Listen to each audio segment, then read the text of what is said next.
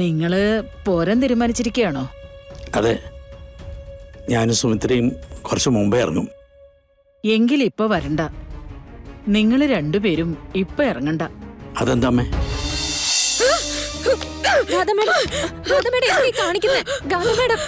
തല തല്ലി പൊളിക്കാൻ പോവാണോ? നെറ്റി എങ്ങാനും പൊട്ടിയാലുണ്ടല്ലോ, കൃഷ്ണയ്ക്ക് പകരം ഒരിക്കലും ഗാഥ മേഡത്തിന് പോവാൻ പറ്റില്ല. അന്ന് നടന്ന ഓർമ്മയുണ്ടല്ലോ, അതുപോലെ സംഭവിക്കും.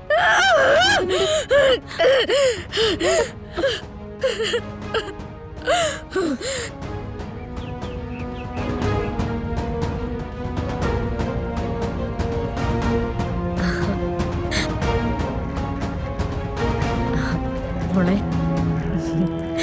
മോനെ, മോളെ,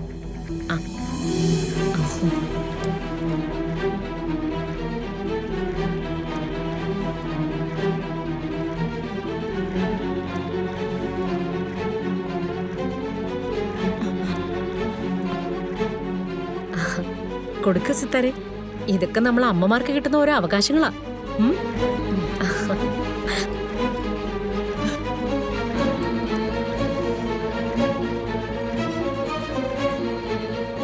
അവര് ചെയ്യുന്നത് ചെയ്തോട്ടെ.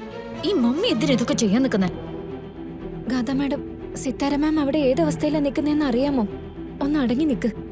നിങ്ങൾ തമ്മിൽ മാറാനുള്ളൊരു സമയം സിത്താര മാം നോക്കി വെച്ചിട്ടുണ്ട്. അതുവരെ കുഴപ്പമൊന്നും ഉണ്ടാക്കല്ലേ.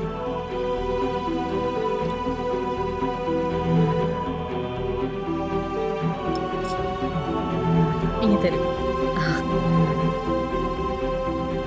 അല്ല, ഇനിയിപ്പോ നമുക്ക് ഭക്ഷണം കഴിക്കൂലേ? അതിനെന്താ മാണിക്കുഞ്ഞെ, നമുക്ക് കഴിച്ചേക്കാം.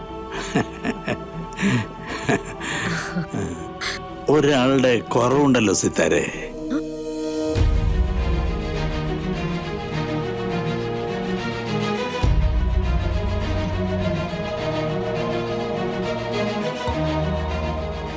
പെട്ടെന്ന് തൊട്ടടുത്ത് നിന്നൊരാളെ കാണാതെ വരുമ്പോ ചോദിക്കാതെ പറ്റില്ലല്ലോ. അതേച്ചാ, കുറെ നേരമായിട്ട് സിനിയെ കാണുന്നില്ല, ഞാനും കരുതി. സിനിയുടെ കാര്യമാണോ ഉദ്ദേശിച്ചേ? സിനിയല്ലാതെ വേറെ ആരാ സിത്താരയുടെ കൂടെയുള്ളത്? അതിപ്പോ വേറൊരില്ല. എന്നാലും പെട്ടെന്ന് സംസാരത്തിന്റെ രീതിയൊക്കെ കേട്ടപ്പോ അമ്മയോട് നമ്മൾ കുറച്ചുകൂടി വൈകുമെന്ന് പറയാട്ടോ. താനത്തൊന്നും മിണ്ടാതെ നിൽക്കുന്നത്. അത് പിന്നെ ഞാൻ... ഹലോ മാഡം, ഈ വിവാഹ നിശ്ചയം, വിവാഹ വാർഷികം എന്നൊക്കെ പറഞ്ഞാലേ ഇങ്ങനെ ചുമ്മാ അടുത്ത് നിന്നാ മാത്രം പോരാ. വേണമെങ്കിലേ ഈ മധുരം ഒന്നുകൂടെ അങ്ങോട്ടും ഇങ്ങോട്ടും കൊടുക്കാം. ആഹാരം കഴിക്കുമ്പോഴേ ആരും അറിയാതെ വിരലേ കടിക്കുക. അങ്ങനെ ചില പരിപാടികളൊക്കെ ആകാം കേട്ടോ. എന്താ മാണിക്കുഞ്ഞ് ഇത്? ഒരു നാണോ മാനോ ഇല്ലാതെ ഇങ്ങനെയാ സംസാരിക്കാം? അയ്യേ, അതിന് നാണിക്കുന്ന എന്തിനാ അമ്മ? അവര് കല്യാണം കഴിച്ചവരല്ലേ. പിന്നെ ഈ പ്രീ വെഡിങ്ങിന് പിള്ളേരൊക്കെ കാണിക്കുന്ന അഭ്യാസങ്ങളൊക്കെ കണ്ടിട്ടില്ലേ? അയ്യോ, നാണമെന്നു. എന്നിട്ടാ കല്യാണം കഴിഞ്ഞ് 1 വർഷമായ ചെറുക്കനും പെണ്ണു ചുമ്മാ വെറുതെ നിങ്ങൾ കൊടുത്തോന്നേ.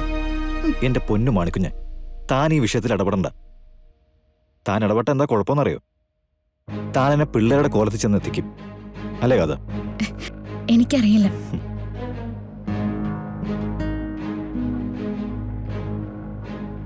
ഗാഥ മാഡം, ഇവിടെ നിന്ന് നമുക്ക് കുറച്ചൊന്ന് മാറിയെന്നല്ലോ. എത്ര നേരമെന്ന് വെച്ചാ അതും കണ്ടോണ്ട് നിൽക്കുന്ന. ഞാൻ ചാവുന്നത് വരെ അവളെ നോക്കി നിൽക്കുന്നതാ എനിക്കിഷ്ടം.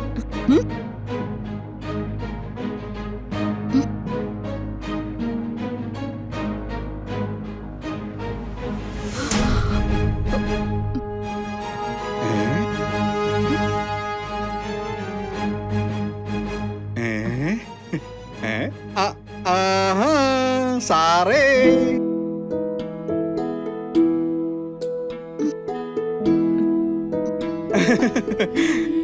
ഇതിനു മുമ്പ് സാർ എന്താ പറഞ്ഞത്?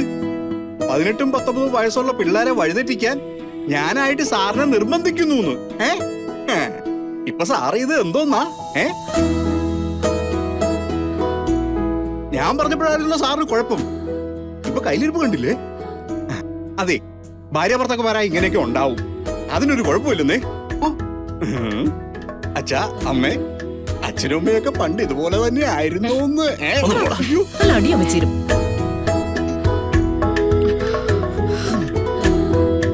വാ, ഇനി കണ്ടു നിൽക്കാനേ എന്നെ കൊണ്ട് പറ്റില്ല. ചിലപ്പോ ഞാനങ്ങോട്ട് ഓടിച്ചെന്നിരിക്കും.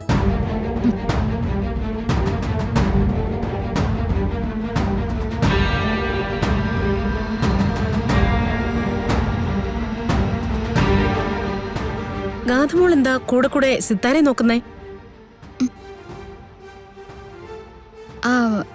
അതൊന്നുമില്ലമ്മേ. അത് വേറൊന്നുമല്ല സുമിത്ര. ഇന്നലെ ഞാൻ അവളെ കുറച്ചൊന്ന് ഉപദേശിച്ചായിരുന്നു, ഇന്നത്തെ ഈ ദിവസത്തെ കുറിച്ചൊക്കെ പറഞ്ഞിട്ട്. ഈ നിൽക്കുന്ന ഗാഥയ്ക്ക് ഉപദേശത്തിന്റെ ആവശ്യമൊന്നുമില്ല സിത്താരെ. വേറൊരു ഗാഥയില്ലേ, ഉപദേശം അവക്കാ വേണ്ടത്.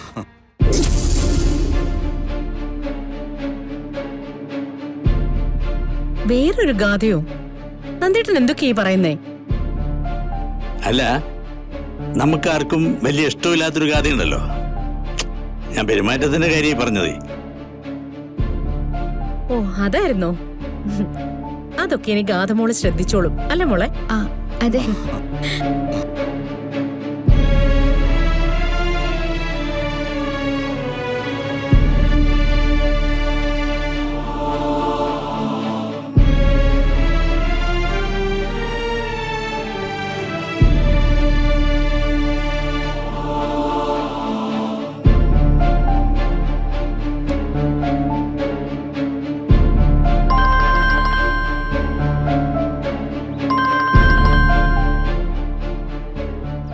എന്താമേ?